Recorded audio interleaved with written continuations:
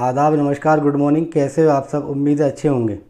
आज की कहानी बहुत चौंकाने वाली है और आदमी की किसी की हत्या करने की एक ये भी वजह हो सकती है, कोई सोच भी नहीं सकता। और इसका क्लाइमैक्स मैं लास्ट में बताऊंगा। तो आइए शुरू करते हैं। 26 जुलाई 2021 मुंबई के पास एक जगह है वसई, और वसई के पास ही एक बीच होता है जिसका नाम होता है भुई। भुई बीच पर कुछ लोग, बहुत सारे लोग शाम को एंजॉय कर रहे होते हैं और वो देखते हैं कि पानी की लहर के साथ एक ब्लैक कलर का बैग, काले कलर का बैग किनारे आ जाता है। उसके बाद वो बैग को देखते हैं और पुलिस को फ़ोन करते हैं। फिर पुलिस आती है और आने के बाद उस बैग को देखती है, और देखने के बाद वो देखते हैं उसके अंदर एक सरकटी लाश है, वो भी एक महिला की। उसके बाद वो वहाँ आसपास देखते हैं कि उसका सर मिल जाए, मगर सर नहीं मिलता। जब सर नहीं मिलता तो वो उसको लेके पोस्टमार्टम के लिए जाते हैं, और उस लेडीज़ के धड़ पर कपड़े होते हैं और हाथों पर मेहंदी होती है। और एक पुलिस वाला ये अंदाज़ा लगाता है कि मेहंदी जिस हिसाब से लगी हुई है उससे ऐसा लगता है कि ये किसी महिला की, जो महिला है वो मुस्लिम परिवार से है।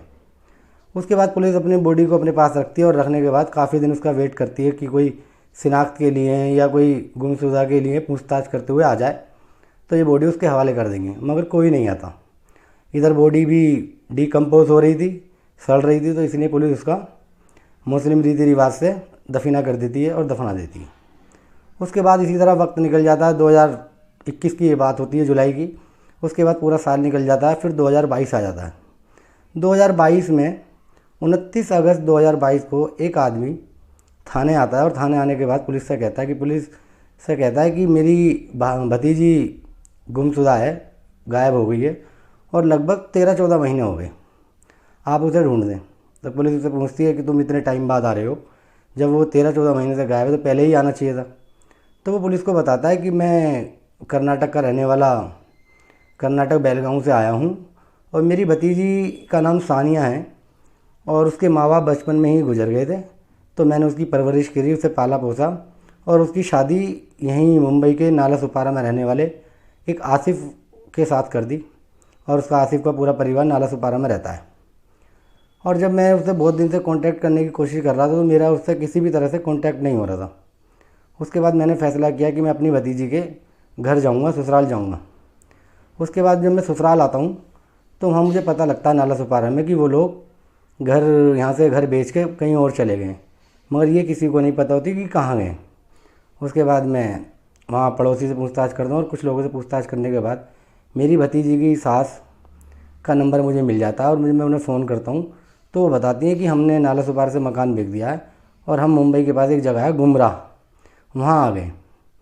उसके बाद वो वहाँ जाते हैं, और वहाँ जाने के बाद देखते हैं कि वहाँ पर वो आसिफ भी होता है, और आसिफ के माँ बाप भी होते हैं, भाई बहन सब होते हैं, मगर मेरी भतीजी नहीं दिखाई देती।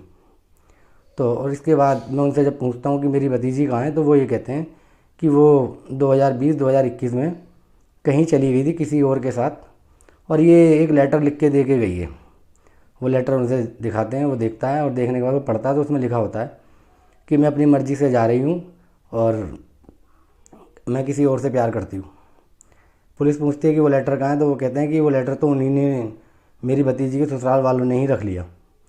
पुलिस उसके बाद उसे उन्हें भेज देती है और कहती है ठीक है, हम उसकी जांच करते हैं। जांच करने के बाद पुलिस को याद आती है कि एक बॉडी अब से लगभग 13-14 महीने पहले 2021 26 जुलाई को मिली थी, क्या पता इनकी भतीजी की हो। इन्हें दिखाते हैं।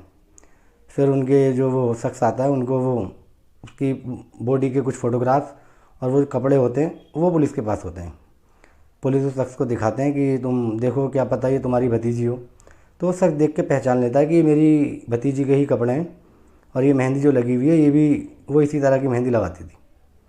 पुलिस उसके बाद उनसे पूछती है कि हम पूरी पूरी डिटेल बताओ हमें। तो वो पूरी डिटेल में ये बताते हैं कि 2017 में मैंने अपनी भतीजी की शादी नाला सुपारा में रहने वाले आसिफ के साथ की थी, और आसिफ उस वक्त सऊदी अरब में रहता था। और सऊदी अरब में जब वो रहता था उसके बाद जब यहाँ इंडिया में कोरोना आया तो वो उसी दौरान सऊदी से लौट के आ गया, और लौट के आने के बाद वो यहीं रहने लगा। और जब वो यहीं रहने लगा तो और उसकी 2019 में मेरी भतीजी के 2019 और 20 में एक बेटी भी हुई थी। पुलिस वाले कहते हैं ठीक है, और कुछ डिटेल हो तो वो बता दूँ। वो कहते हैं बस इतनी ही डिटेल है मेरे पास। उसके बाद पुलिस उनकी भतीजी जो उसका नाम सानिया होता है, सानिया के ससुराल वालों को बुलाते हैं और सानिया के सास और ससुर और आसिफ जो उसका पति होता है वो आते हैं। आने के बाद पुलिस उनको वो कपड़े दिखाती है और वो हाथों की मेहंदी और फ़ोटोग्राफ दिखाती है, मगर वो देख के मना कर देते हैं पहली ही नज़र में कि ये हमारी बहू नहीं है, और पति भी मना कर देता है ये मेरी बीवी नहीं है, क्योंकि मेरी बीवी तो किसी और के साथ पहले ही जा चुकी है। पुलिस उसके बाद उन्हें वापस भेज देती है कि तुम जाओ, हम जांच करते हैं। उसके बाद पुलिस पता करती है कि वो सानिया की बेटी कहाँ है, तो पता लगता है कि सानिया की बेटी अपनी नंद के पास है। उसके बाद पुलिस उनकी जांच करती है और जांच करने के बाद उनकी बेटी, सानिया की जो बेटी होती है 2 साल की, और सानिया का जो पति होता है उसका डीएनए सैंपल ले लेती है। और डीएनए सैंपल लेने के बाद उसकी जांच कराती है, तो जांच पॉजिटिव आती है कि वो सानिया की बॉडी से मैच कर जाती है, डीएनए से मैच कर जाती है। उसके बाद पुलिस वो आसिफ के सानिया के जो पति होता है उससे कहती है कि वो लेटर दो जो लेटर सानिया छोड़ के गई है। आसिफ पुलिस को वो लेटर देता है और पुलिस वो लेटर की हैंड राइटिंग के लिए जांच के लिए भेज देती है। जब हैंड राइटिंग की जांच से वो रिपोर्ट आती है तो पता लगता है कि ये राइटिंग सानिया की नहीं है। उसके बाद पुलिस को एक तो डीएनए का सैंपल उनसे मैच कर जाता है, सानिया के ससुराल वालों से, उसके पति से, उसकी बेटी से, और एक ये इधर जो लेटर है इसकी हैंड राइटिंग सानिया की नहीं है, ये जांच में आता है। उसके बाद पुलिस उनको पूछताछ के लिए बुलाती है, और जब पूछताछ के लिए बुलाती है तो पहले तो वो मना करते हैं कि हमें नहीं पता सानिया का, हमें तो बस वो ये लेटर दे के गई और छोड़ के चली गई, किसी और के साथ चली गई। पुलिस अब उनसे सख्ती से साथ पूछताछ करती है, टॉर्चर करती है, तो फिर वो पूरी कहानी बताते हैं। वो बताते हैं कि आसिफ बताता है कि सानिया के साथ मेरी शादी 2017 में हुई थी। पुलिस कहती है ठीक है, और 2017 में जब मेरी शादी हुई थी सानिया से, उससे 10 साल पहले 2007-2008 में मेरी बड़ी बहन की शादी हुई थी। पुलिस कहती है ठीक है, और जब 2007-2008 में मेरी बहन की शादी हुई थी, आज शादी को लगभग इतना टाइम हो गया, और जब तक हमारी शादी हुई थी सानिया की और मेरी, जब तक हमारी बड़ी बहन की कोई औलाद ना थी, और जब मेरी शादी सानिया से हुई 2017 में, तो और 2019 में सानिया प्रेग्नेंट हुई और 2020 के करीब में उसने एक बेटी को जन्म दिया। और जन्म देने के बाद उसके बाद हमारे परिवार में ये बात चलने लगी कि भाई तुम्हारे तो बाद में भी कोई औलाद हो जाएगी, तुम इस बेटी को हमारी बेटी को दे दो। आसिफ के माँ बाप बोले कि ये बेटी तुम अपनी बहन को दे दो। इस बात के लिए पूरा परिवार राजी था, सानिया राजी नहीं हुई। सानिया ने कहा अगर आगे कोई हमारे बच्चे होंगे तो हम शायद जब दे दें, और अभी मेरी पहली बेटी है तो मैं नहीं दूंगी। इस बात को सुनकर पूरा परिवार, यहाँ तक कि नंद भी, जो सानिया की नंद थी, वो भी काफ़ी गुस्सा होती है और सानिया के एक तरीके से पूरा परिवार दुश्मन बन जाता है। उसके बाद लगातार यही बात ताने सानिया को मिलते हैं कि तुमने एक बेटी, हमारी बेटी जो इतने दिन से उसकी कोख सुनी है, उसको नहीं दी। और इसी तरह सब चलता रहता है, और ये लगातार घर के अंदर बातें होती रहती हैं कि किस तरह से इससे सानिया से ये लड़की को लिया जाए। तो जब किसी तरह से वो कामयाब नहीं होते तो वो फैसला करते हैं कि भाई इस लड़की को हम अपनी बेटी को ही देंगे, चाहे उसके लिए कुछ भी करना पड़े। उसके बाद वो एक दिन प्लान बनाते हैं, और प्लान जब बनाते हैं तो पहले से ही काफ़ी दिन से प्लान चल रहा था बनाने का, और वो एक प्लान के मुताबिक 26 जुलाई 2021 का दिन रखते हैं। 26 जुलाई 2021 में बकरा ईद होती है, जो मुस्लिम मनाते हैं। 2021 में बकरा ईद थी। वो बकरा ईद से एक दिन पहले, मतलब कि चांद रात को, उसकी सानिया की बेटी का नाम होता अमायरा, उसे लेके उसी अपनी बहन के यहाँ दिया था आसिफ, जिसको वो देने की बात कर रहे थे। और वो देने के बाद सानिया अपने घर में अकेली होती है और सोचती है कि शायद ऐसे ही दे आए होंगे, उसके दिमाग में भी कोई बात नहीं होती। उसके बाद आसिफ और आसिफ के पिता और आसिफ का भाई और आसिफ की माँ, ये अपने सुबह सुबह नमाज से और काम से फारिग होते हैं, और फारिग होने के बाद सानिया एक टब में पानी भरते हैं। बड़ा टब होता है जो नॉर्मली अबूमन सबों के घर में होता है, पानी भरते हैं उसमें पानी भरते हैं, और सब सानिया को मिलके पकड़ते हैं, और आसिफ सानिया के पीछे से गर्दन पकड़ता है और उसके टब में डुबो देता है, और जब तक नहीं छोड़ता जब तक सानिया की मौत ना हो जाए। और उसके बाद जब वो उसका सर बाहर निकालता है पानी से, देखता है कि सानिया मर चुकी है।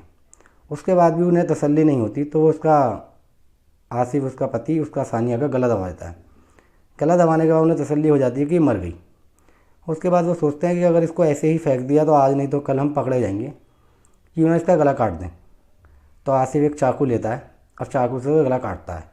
मगर आसिफ जब गला काटता है तो गला काटते काटते वो आधा ही काट पाता है कि वो बेहोश हो जाता है डर के मारे। फिर आसिफ के पिता साथ में खड़े होते हैं, वो चाकू लेते हैं और उस सानिया के सर को धड़ से अलग कर देते हैं। अलग करने के बाद फैसला होता है कि अगर हमने इसके चेहरे को, इसकी गर्दन को ऐसे ही फेंक दिया तो शायद हम पकड़े जाएं, क्यों ना इसका कुछ किया जाए। तो वो पहले सानिया के सर को बाल काटते हैं और बाल काटने के बाद सानिया के होठों पे एक तिल होता है, उसको भी चाकू से काट देते हैं। और काटने के बाद वो एक पॉलीथीन में उसको गर्दन को रखते हैं, सर को रखते हैं और कहीं खाई में जाके फेंक देते हैं। फेंकने के बाद ये करते करते उन्हें दोपहर हो जाती है और दोपहर के बाद लगभग 2-3 बजे करीब आसिफ अपने बहनोई को फ़ोन करता है, जिसको वो लड़की देना चाहते थे, उसको फ़ोन करता है और वो गाड़ी लेके आता है। और उसके बाद वो जो सानिया का धड़ होता है उसको एक बैग में, जैसे ही मैंने बताया ये बैग मिला था ब्लैक कलर का, उस बैग में रखते हैं और गाड़ी में रखते हैं।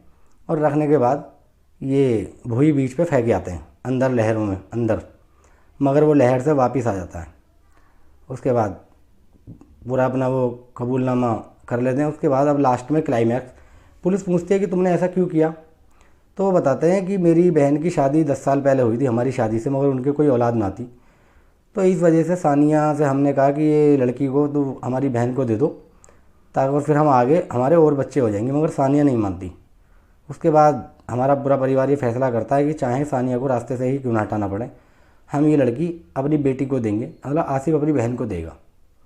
तो उसके बाद पुलिस आसिफ की, सानिया की पति को, उसकी सास को, उसके ससुर को, उसको देवर को, और पुलिस जो उसका नंदोई होता है, मतलब आसिफ का जो बहनोई होता है, उनको भी गिरफ़्तार कर लेती है। और गिरफ़्तार करने के बाद उन्हें जेल भेज देती है। तो ये थी कहानी आज की मुंबई की, वसई की। आप सबको कैसी लगी हमें कमेंट बॉक्स में बताएं। और एक आदमी इस हद तक जा सकता है, और वो भी पहला बच्चा, कोई भी लड़की अब इस तरह से किसी को भी अपना पहला बच्चा नहीं देना चाहिए। तो ये थी कहानी, आप सबको कैसी लगी हमें कमेंट बॉक्स में बताएं और हमारे चैनल को सब्सक्राइब करें, बेल आइकन प्रेस कर दें ताकि आपको नोटिफिकेशन मिलती रहे। मिलते हैं एक और नई कहानी के साथ, तब तक के लिए शुक्रिया, बहुत बहुत शुक्रिया।